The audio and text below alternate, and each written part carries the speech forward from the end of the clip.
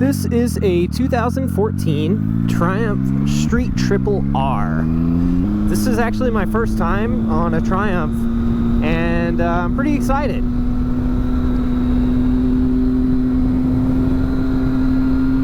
It seems to turn pretty well. It feels decently balanced and comfortable. The suspension is definitely stiff. It feels very sporty, and that's kind of an odd combo. I'd expect more of an upright bike like this to be a little plush, but I guess that's what you get with the R, you know. We got a gear indicator on the dash, fuel gauge, and looks like a coolant temp and some other stuff. I'm actually a really big fan of this gauge cluster because it's got all that nice info, like, you know, the gear indicator and all that stuff.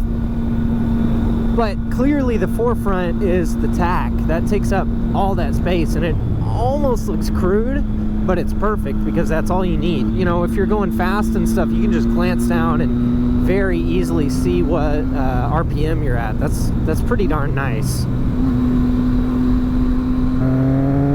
Oh yeah.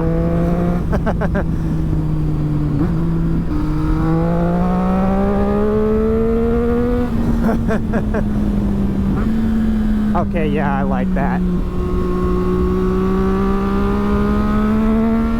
That's pretty darn nice. It's got a lot of torque down low. I really wasn't expecting that. I mean, look, I'm in 6th gear, going about 60 right now, 5,000 RPM. And it just goes. Wow. It's definitely got a lot more torque than an inline 4 600. That's pretty nice.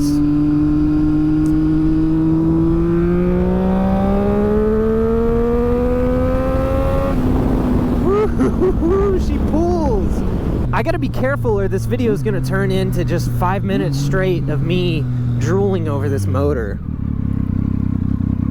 You know, you hear a lot of talk these days about the Yamaha platform, their CP2, CP3, and I think this is pretty similar to the CP3. You know, it's got a lot of that torque down low, but it still revs out pretty well. Oh, there's some deer.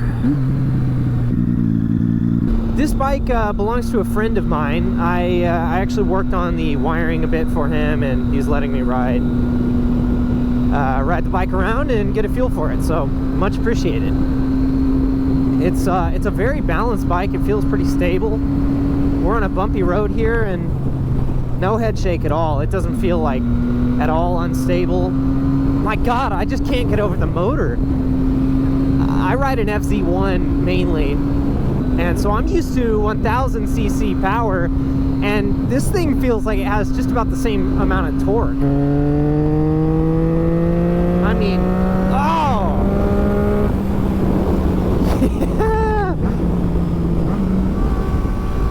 There's something about that, you know, sometimes you ride a bike and it just puts that grin on your face. That's the feeling I've had pretty much since I swung a leg over this bike.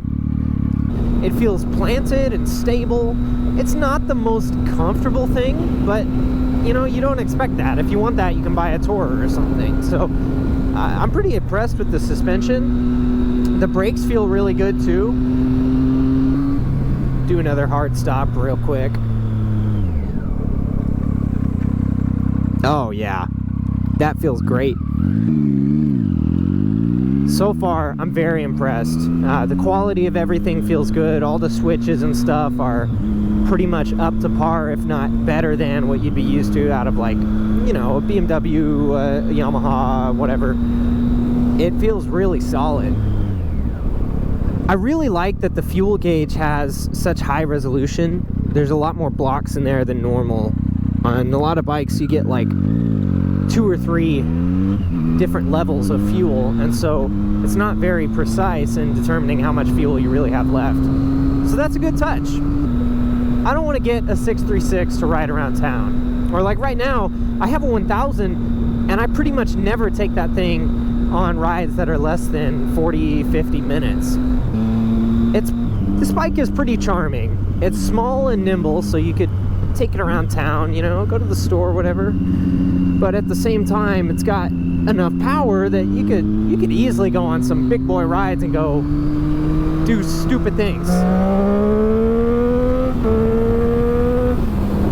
Oh,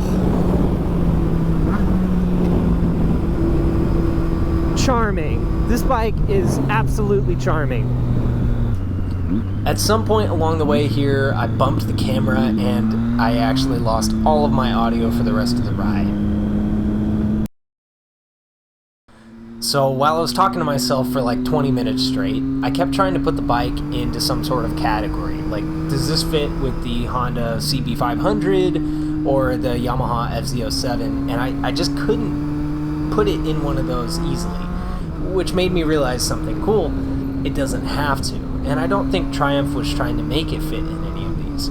What makes this bike so neat is that it's a little bit different. Despite me owning the 1000, I kept wanting to twist the throttle on this thing because it was just such a fun bike to ride. You know, it kept putting that smile on my face, and that's something really valuable to me.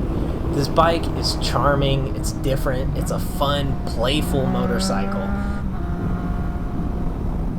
Anyway, I hope this helps you out, and if you're considering looking at one, I would strongly suggest it. It was a pretty neat experience, and I would certainly consider owning one of these in the future. Thanks for watching.